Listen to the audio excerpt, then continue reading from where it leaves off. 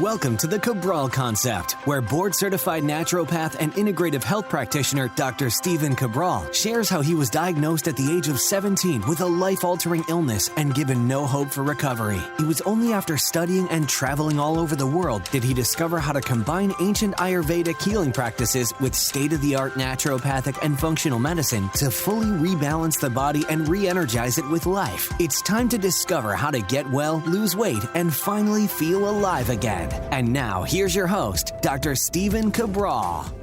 Hi, everyone, and welcome back. It's great to be here with you this weekend on the Cabral HouseCall edition of the Cabral Concept, where we answer our community's questions each and every weekend, all things wellness, weight loss, anti-aging, and of course, everything in between. So love being able to really just check in, see what's going on with our community, see if I can help in some way to maybe be able to shed some light on some health issues or weight-based issues or aging-based issues that people are dealing with. So again, always a brand new show to me as well, meaning that I never see these questions ahead of time, and that keeps it really fresh. So what I like to do is I like to be able to say, hey, we just bumped into each other at an event or whatever it might be. You ask me a question without researching, without looking deep into it. I just want to give you my experience from being in this industry, which of course I love, for the last 20 years, studying thousands of books, overseeing 250,000 client appointments, and just having seen a lot. Now, having said that, I don't see everything, right? I haven't seen everything.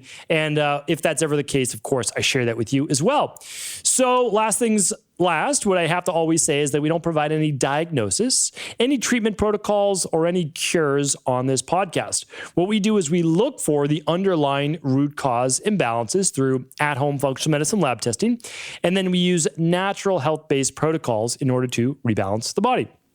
So let's get started with our first question of the day. This one is from Ryan, and if you want to follow along, sorry, it's not from Ryan. Who is this from? It's from Joe, J-O. So if you want to follow along with the questions, just head on over to stephencabral.com/1877, and you can read them along with me.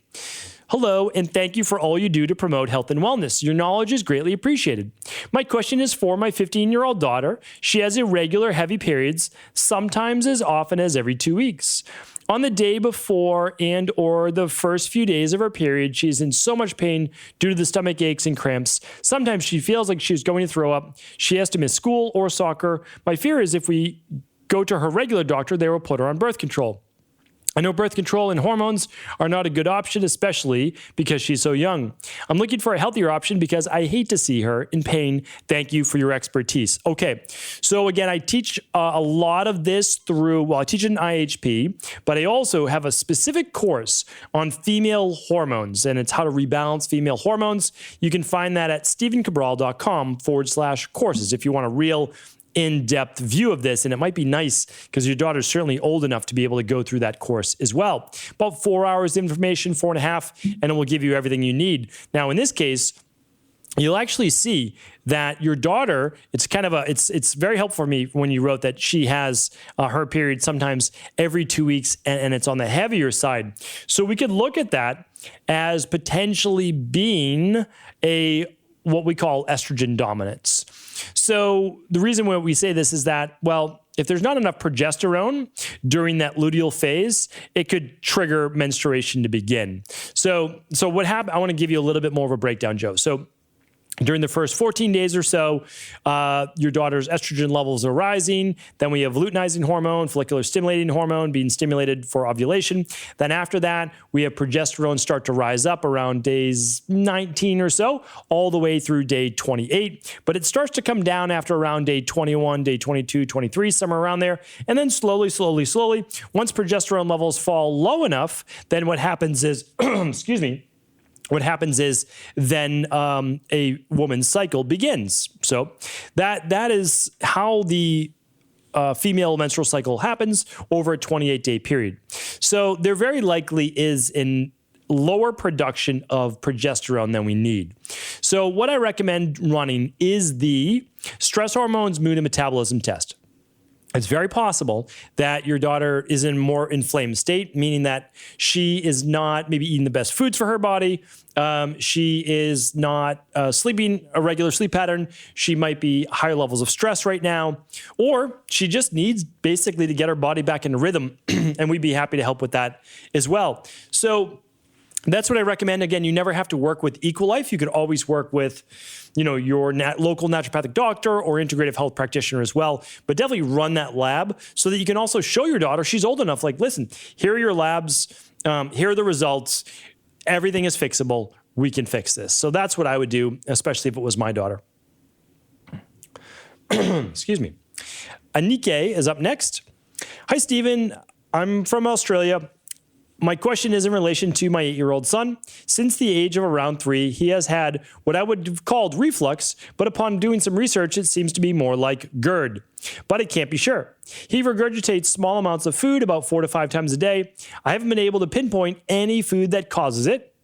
He says tomatoes give him a sore tummy, so we avoid those. But there's nothing else that stands out. Behaviorally, he is my most intense child out of 3. I do wonder if this relates to the possible gut health issues. I took him to our family general practitioner a few times about the vomiting, and his answer was always, he will grow out of it. But by being 8 years old, I feel like it's time for him to really do a proper investigation and find the cause.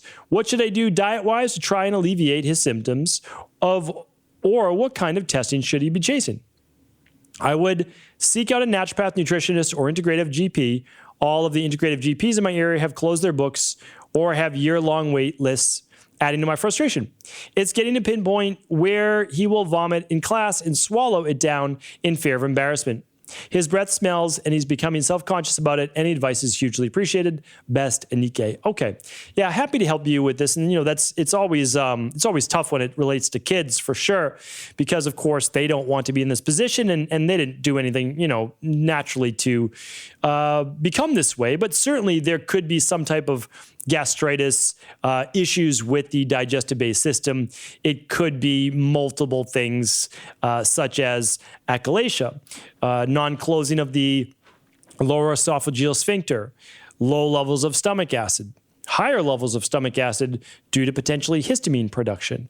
It could be H. pylori in the stomach. So there are multiple things that could be going on. What I really recommend is you can work with an integrative health practitioner. You can see our practitioners just at ihp.coach, or you can work with us over at Equilife. You're welcome to do that as well. But I really would run that Candida metabolic and vitamins test. And I would also run the bacteria and parasite stool test if you were to run 2. I would look at what's going on with this digestive system. And then, of course, we might also recommend things such as magnesium to kind of calm the esophageal tract, the lower esophageal sphincter.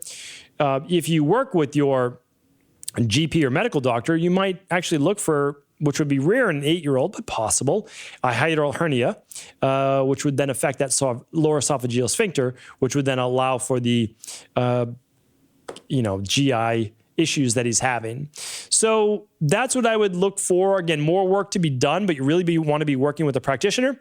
And I would run those labs just to see if there is anything going on out of sorts with the gut. And then we'll start to calm that nervous system as well. And then you would journal how often it happens and then also when it happens. So forget about food predominantly. Is it an hour after meal, a half hour after meal, 2 hours after a meal? Does it happen if he doesn't eat? So you have to start to look at all these different things as variables. And again, like I said, you'll be able to figure this out for sure.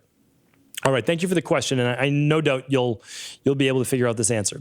Deanna's up next. Hi, thank you for your very informative podcast. I have a question. Since the beginning of the pandemic, I've been getting fever blisters on a constant basis.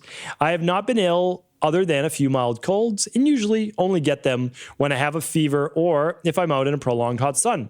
Neither of those are the case for me. I have tried using lysine, which helped in the past, but it is not helping. I wonder if this could be a symptom of EMF exposure. It seems like one clears up and then a few days later, another one. Thank you for any help you can provide. Deanna, help me to help with this as well. By fever blisters, this is typically another name for herpes cold sores. And so I don't know if we're talking about the same thing, but I'm assuming we are, especially since you've used L-lysine before. I would love for you to go back and tune into a podcast I did called How to Destroy Viruses, Herpes, etc. You'll be able to find that by going to stevencabral.com/podcasts or asking in our free community coaching group at cabralsupportgroup.com. So what you'll find is that herpes, cold sores, fever blisters can begin to erupt, typically around the mouth, the lips, typically, and they come on with periods of high stress. Now, during the pandemic, many people are feeling higher levels of stress. No doubt about it. I certainly was when I was overseas, for sure. And what I'd recommend there is we begin to look then as stress as a factor contributing to these cold sores. And if you want to run a lab that would look at stress, you would run these stress hormones, mood, and metabolism test over at equi.life, EQUI.LIFE. And if not, you can start to then just look at overall protocols for helping with stress and viruses, such as the daily foundation protocol plus the immunity protocol, getting your vitamin C and zinc on a daily basis. L-lysine is also very popular, and it can work when there is a flare-up. But again, most people don't use enough L-lysine. You typically need 1 gram 3 times a day. Again, this is not a treatment protocol, just things that I've seen work really well in my practice. Lorena is up next. Hi, Dr. Cabral. Thank you so much for dedicating your time to help others. Greatly appreciated. Thank you, Lorena. Is it possible to heal hypopituitarism caused by surgery? Okay, so let's first explain what hypopituitarism is.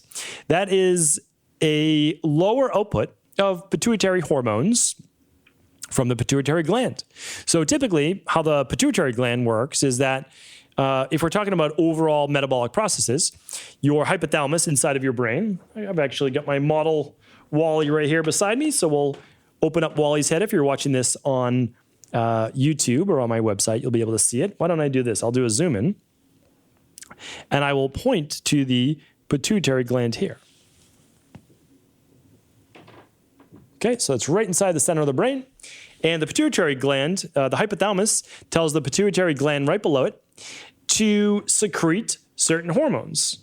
So in terms of the adrenals or the thyroid, we always think about the end products such as cortisol and, let's say, norepinephrine. Or we think about T4. Or we think about T3. But all of these things have precursors inside of the brain because there's a feedback loop that goes from the adrenals or thyroid right here back to the brain because it's being circulated in the blood, and the blood is basically saying, all the different receptors are saying, we have enough thyroid hormone, no need to produce more, and the body begins to shut down. The hypothalamus tells the pituitary gland, all right, stop the signaling, we're good. And the same goes for the adrenals, the ovaries, gonads as well. So it's a nice symphony. It's a delicate symphony within the body. And I don't know what your surgery was, so I cannot say for sure whether this is able to be healed or helped or not. Because what if there is scarring of that pituitary gland? What if there was some type of, ablation type done that would affect its overall function? So I don't know, but I can tell you this. Whatever the issue is with your body, what you want to do, when in doubt, when it just seems like a huge mystery, you want to run the Big 5 labs. And the Big 5 labs are going to give you the answers as to what the imbalances are inside of your body. It will tell you what your deficiencies are in terms of vitamins or minerals, proteins and omega-3s, and it will tell you also what your toxicities are, omega-6s, heavy metals, etc., candida overgrowth, H. pylori, you name it. So that's what you want to do. When in doubt, you always run the Big 5 if possible. So that's what I recommend. All right, and let's see. This is episode 1877, and it comes out the week of 3/22, which means just this week, actually. I don't know when you'll be listening to this, but I know this week because it's my birthday week. And I celebrate for the entire week. That we always do every single year. Well, we have in the past, and this year is no different. A big discount off of the Big 5 because that is when I run my Big 5 as well. Every single year, right after my birthday, I do the Big 5. So there you have it.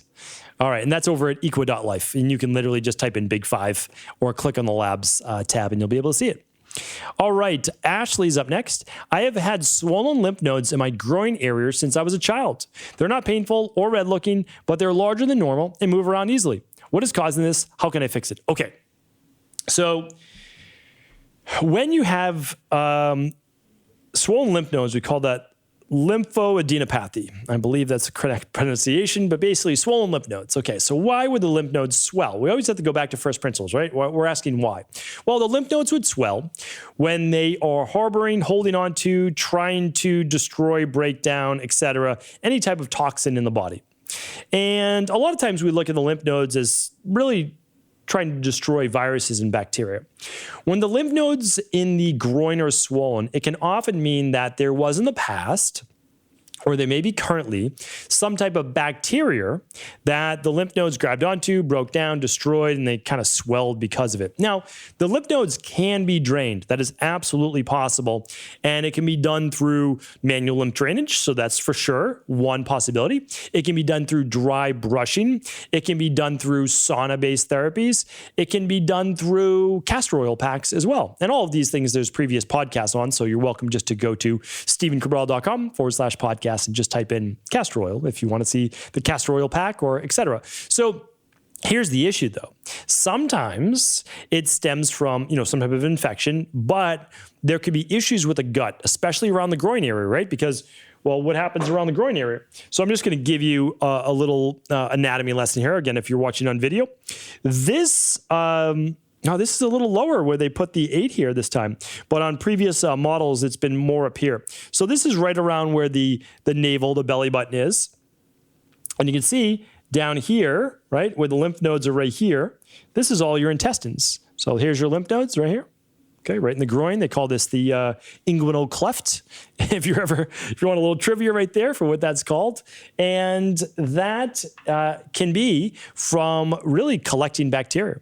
So you want to look for, and this is what I would recommend for you, Ashley, is the Candida metabolic and vitamins test, as well as the bacteria and parasite stool test, if you want to see if you have any gut permeability-based issues or gut health-based issues. And then I gave you some other additional tips for trying to drain those lymph nodes as well. And then, of course, on a daily basis, taking the daily foundational protocol, level 2 or level 3, plus the immunity protocol. All right, Bonnie is up next. I'm not sure that I can say specific names on questions, but I just purchased a Lucia NO3 light source. Can you tell me your intake on the light therapy systems available? I just love it, and I'm looking forward to using it personally and possibly sharing with friends. It's a hypnagogic light experience. It has 1 halogen center ring and 4 LEDs around it. You lay under it with your eyes closed while the light goes through a programmed sequence of flickering. I personally feel bliss and sleep like a baby at night following. You know what? I'll tell you what, Bonnie, I'm always honest about what I know and what I don't know. I know of the light therapy that you were speaking about. It's different than the red light therapy for sure. This was developed by a neuroscientist, I believe. I believe it's also European in nature, but I don't know that for sure. But I have not personally used it. However, I will look into it for sure. So it might even be a Friday review in the future. So I can't tell you yet because I don't have experience with it. So I don't like to talk out of turn. But when I do review it, it will be on a Friday review if I do. So we'll check that out. And but I'm glad that you're having good results with it. I just don't know enough about it to actually give you a well thought out answer on my take on it. All right, Maria is up next. Hi, Dr. Cabral. I was looking for a good sourdough bread and found one made from Coruscant flour. From my internet searching, it is a type of ancient grain wheat, also called kamut. As I have heard, lots of problems with wheat gluten is from modern day wheat. Would this be something to give a try? Forever grateful for your work. Okay. I know exactly what you're talking about. I've used it before. I've never heard of it. Well, I know it as, I believe it's pronounced Coruscant, but kamut or kamut is K-A-M-U-T. It is I believe, again, if my memory serves me correctly, more of a yellowish based flour. And I do know the profile because I've done profiles on all forms of wheat-based products. because sourdough would be a much more palatable bread to digest for most people, except those people typically with bacterial issues with their gut, and sourdough doesn't typically work for them because you're using some type of bacterial-based starter, bacterial-based starter, fermented starter, okay, we'll put it that way. So, okay, but here's the deal. So this is what I wanted to share with you. It is actually a higher gluten profile flour. So it is more of an ancient grain, but it is a higher gluten-based flour. So if you run your food sensitivity test, which I recommend, and you come back high on gluten, then I could not recommend this type of flour. I would go with a gluten-free variety if you come up high on gluten. Now, if you came up lower on gluten, and every once in a while you wanted to use more of an ancient grain form of wheat, then I would recommend that, like a spelt or something like this as well. So hopefully that answered your question. It was a great question. Thank you, everyone, for writing in. And we'll be back tomorrow answering more of our community's questions. Take care, everyone. I'll talk with you tomorrow. Thank you so much for just tuning into the show. And before you go, I wanted to share with you some fun news. Every March, it is that big, momentous occasion where I celebrate another year on this earth. And every year during my birthday month celebration, what I like to do is I like to share with you exactly what I do each and every year. So each March, at the end of March, I begin my Big 5 labs. That is when I take these 5 specific at-home labs that I've been doing now for over a decade. And actually, these are the same labs that helped me get well to figure out what my underlying root cause health issues are and were over 20 years ago. Now I use them to simply optimize my body. So you can use it in 2 ways. The Big 5 labs allows you to figure out what are the underlying root cause issues that are keeping you from getting well, from losing the weight, boosting your metabolism, and then aging at a much slower rate and actually reversing the aging process in many cases. So to learn more about the Big 5 labs and exactly what I do every single March, head on over to equi.life. That's EQUI.LIFE, because for the first 100 Big 5 lab kits, we are actually discounting it by $500 for my birthday week. So that is going on this week. And again, while supplies last, it's the first 100.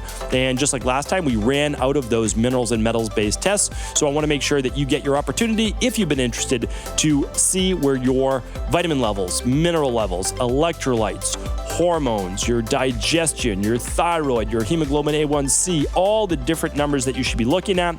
In addition to your annual blood work, you want to make sure that you are running these Big 5 labs. If you've never heard about them before, definitely head on over to equi.life, EQUI.LIFE for all the details and save $500 while supplies last. I'm telling you right now, this is something that I will continue to do every single year for the rest of my life to make sure I find the different imbalances before they become a bigger issue, which then leads to what we call dis-ease in the body. So again, one more time, head on over to EQUI.LIFE for all the details, and while supplies last, save $500. Take care, everyone.